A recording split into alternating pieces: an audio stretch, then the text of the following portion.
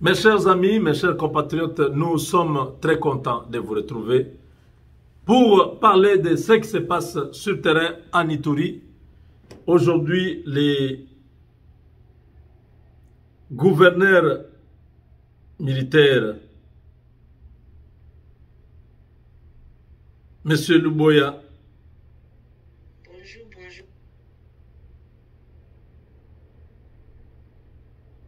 Notre frère Luboya Johnny était aujourd'hui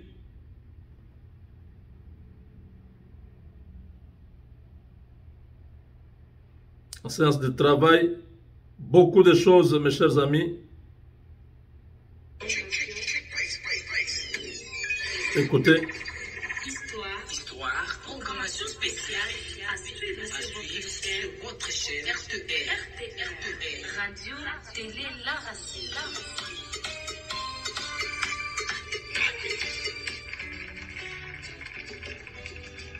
Ça, c'est l'émission que le lieutenant général a tenue à partir de Bunia.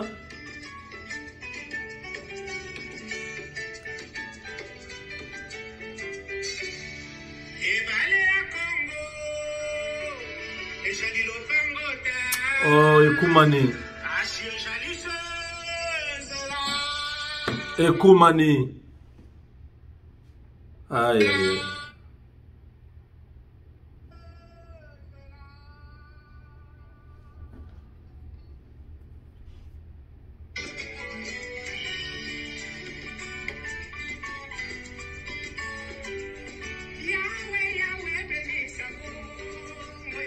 Ah, bénissa Congo.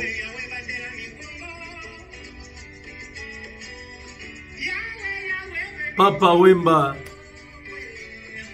Ah. Yahweh Batela Congo.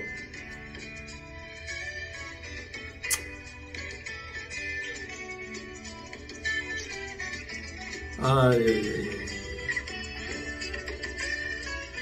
On a perdu quelqu'un. Hein?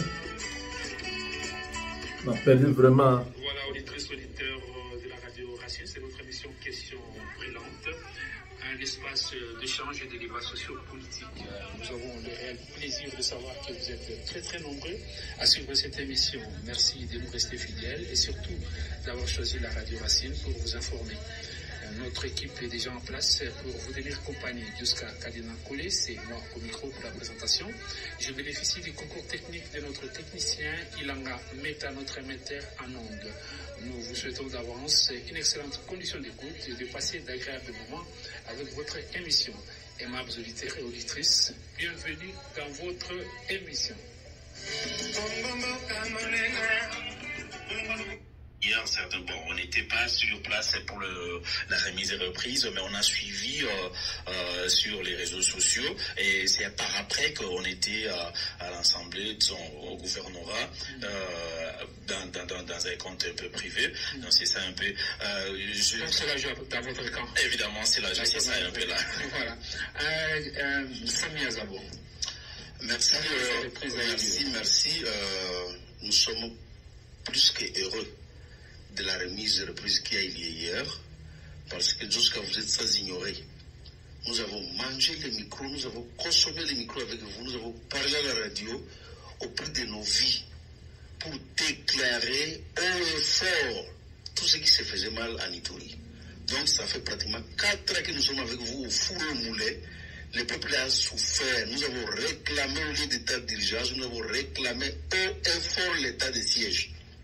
Donc, je vous ai dit le dimanche dernier, s'il y avait lieu même, nous allions même prendre les avions, si nous en avions, il fallait prendre les avions à Bunia pour aller ramasser tous ces militaires que les chefs de l'État a mis à disposition de l'autorité, l'actuelle autorité professionnelle de l'Ituri, pour que, en tout cas, qu'on nous mette fin à ces massacres. Donc, nous sommes plus que heureux, c'est pour nous comme si la nuit, certains comportements qui ne se présentent pas C'est trop d'une façon... long. Attendez, vous allez voir. Ils sont engagés, déterminés et motivés sur les lignes de front, les forces armées de la République démocratique du Congo, qui viennent de nettoyer la route Bunia-Mahagi qui débouche vers l'Ouganda voisin. Plusieurs barrières de perceptions illégales des taxes érigées par les miliciens Codeco au pont Nizi vers la localité Libye ont été détruites. Ici, des véhicules déboursés illégalement 5 000 à 50 000 francs congolais aux miliciens. Fini donc cette tracasserie, a dit le porte-parole des opérations militaires en Ituri. Depuis ces jours, nous sommes sur deux fronts. Le front sud, dans le territoire d'Irumu, nous avons combattu les groupes armés FPIC où nous avons récupéré plusieurs localités et libéré la RN27 où la circulation est revenue comme auparavant. Même le centre d'intérêt économique de groupe armé Codeco est passé sous contrôle des forces armées. Les véhicules passent librement, le trafic sur la RN27 est sécurisé, rassure le lieutenant Jules Ngongo. C'est ce qui nous a amené aussi au front nord, dans le territoire de Djougou, où le vaillant militaire des forces armées vont de prouesse en prouesse, où plusieurs localités également sont passées sous contrôle des forces armées qui étaient siégées par ces renégats. Et d'ajouter, pendant cette période de l'état de siège, les FARDC ont récupéré plusieurs villages, dont Ala, Lobu, Sanduku, Gudjo, Dera, Libi, Tina, des grandes agglomérations du territoire des Djougou, jadis occupées par des assaillants. Des opérations militaires de grandes envergures sont lancées en territoire des Djougou et Irumu. Les miliciens Codeco et FPIC sont donc avertis.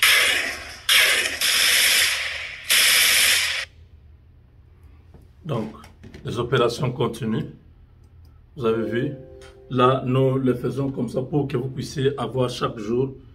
Je vous ai dit qu'ici, vous aurez les images du terrain. Chaque jour, nos correspondants qui sont sur place font un effort pour nous trouver les images des FARDC. Pourquoi? Parce que ils sont sur le terrain. Mais la population doit aussi savoir ce qu'ils sont en train de faire. Comme ça, la population peut continuer à soutenir l'armée, sachant que voilà, tel territoire a été libéré, telle localité a été libérée, tel village a été libéré. Même les gens qui sont loin, qui avaient fui leur village, quand ils vont entendre ici ces récits, ils vont se dire « Ah, notre village va bien maintenant, nous pouvons rentrer chez nous. » Ils sont engagés, déterminés et motivés sur les lignes de front, les forces armées de la République démocratique du Congo, qui viennent de nettoyer la route Bunia-Mahagi qui débouche vers l'Ouganda voisin. Plusieurs barrières de perceptions illégales des taxes érigées par les miliciens Codeco au pont Nizi vers la localité Libye ont été détruites. Ici, des véhicules déboursés illégalement 5 000 à 50 000 francs congolais aux miliciens. Fini donc cette tracasserie, a dit le porte-parole des opérations militaires en Ituri. Depuis ces jours, nous sommes sur deux fronts. Le front sud, dans le territoire d'Irumu, nous avons combattu les groupes armés FPIC où nous avons récupéré plusieurs localités et libéré la RN27 où la circulation est revenue comme auparavant. Même le centre d'intérêt économique de groupe armé Codeco est passé sous contrôle des forces armées. Les véhicules passent librement, le trafic sur la RN27 est sécurisé, rassure le lieutenant Jules Ngongo. C'est ce qui nous a amené aussi au front nord, dans le territoire de Djougou, où le vaillant militaire des forces armées vont de prouesse en prouesse, où plusieurs localités également sont passées sous contrôle des forces armées qui étaient siégées par ces renégats. Et d'ajouter, pendant cette période de l'état de siège, les FARDC ont récupéré plusieurs villages, dont Ala, Lobu, Sanduku, Gudjo, Dera, Libi, Tina, des grandes agglomérations du territoire des Djougou, jadis occupées par des assaillants. Des opérations militaires de grandes envergures sont lancées en territoire des Djougou et Irumu. Les miliciens Codeco et FPIC sont donc avertis. Voilà, donc au sol, les militaires continuent à faire le nettoyage. Au-dessus, ce sont les hélicos qui sont en train de mettre ces renégats en débandade. Parce que, comme vous avez vu, il n'y a pas de forêt. C'est une savane. On peut voir ces gens-là de loin. Quand ils sont en train de fuir là, on peut les voir. S'ils se cachent dans les villages, on peut les tuer tous sans s'occuper du reste. Donc aujourd'hui, en Ituri, plusieurs localités ont été récupérées. Au nord Kivu, la partie qui était beaucoup touchée, la partie de Beni, il y a une sorte d'accalmie parce que on ne voit plus ces gens-là. ADF, on ne les voit pas. Leur site a été attaqué violemment. Les appareils qu'ils utilisaient pour l'espionnage et la communication ont été détruits. Donc au moment actuel, je ne sais pas comment ils communiquent. Le chef est parti avec un groupe, les autres sont en train de se débrouiller. C'est comme ça qu'on va commencer à les attraper. Nous disons seulement aux habitants de Beni, donc de Nord Kivu et de l'Ituri, vous connaissez dans les quartiers. Si vous voyez quelqu'un qui est nouveau, dénoncez-les. Appelez les militaires, appelez les services de sécurité. Dites, ces messieurs ici, on ne les connaît pas dans votre quartier. Vous êtes au travail, vous voyez quelqu'un qui ne travaille pas avec vous arriver, signalez à l'armée. Que l'armée puisse donner un numéro vert qui peut être appelé à tout moment. Même au milieu de la nuit, qui est seulement un bouton sur le téléphone avec le numéro de l'armée. Ça doit se faire au niveau de Vodacom, de RTL, tout ça.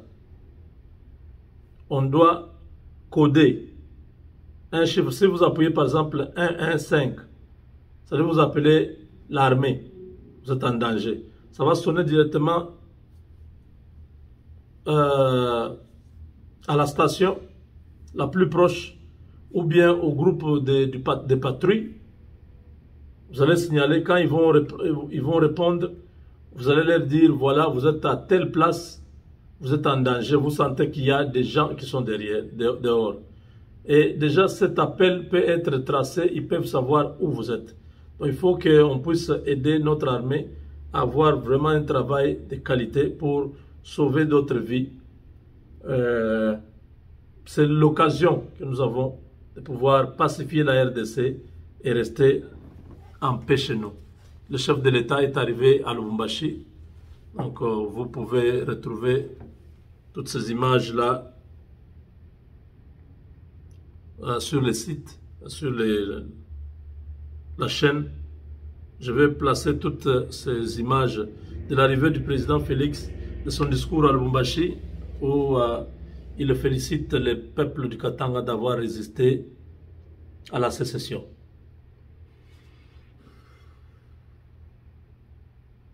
Donc voilà, merci beaucoup de nous avoir suivis.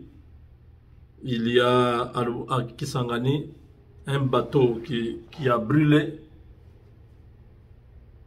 Il y a eu plusieurs morts.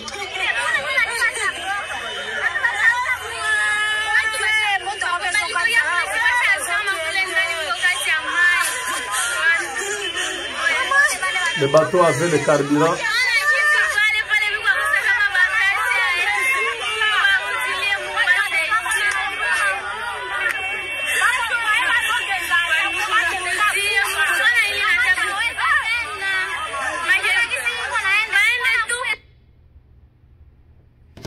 Paix à leur âme. Nos compatriotes viennent de mourir dans les bateaux. Il y avait des fuites d'essence qui ont pris feu. Il n'y avait pas moyen de s'échapper. Vous avez vu la hauteur de la fumée. Donc c'est très pénible. Merci de nous avoir suivis. Continuez à vous abonner sur Congolais TV. Et nous nous retrouvons très bientôt. Parce qu'ici, on va vous mettre toutes les images qui viennent du terrain. Ça sera là. Donc ne ratez pas. Abonnez-vous pour avoir beaucoup d'autres informations. Merci. Avec Dieu, nous vaincrons.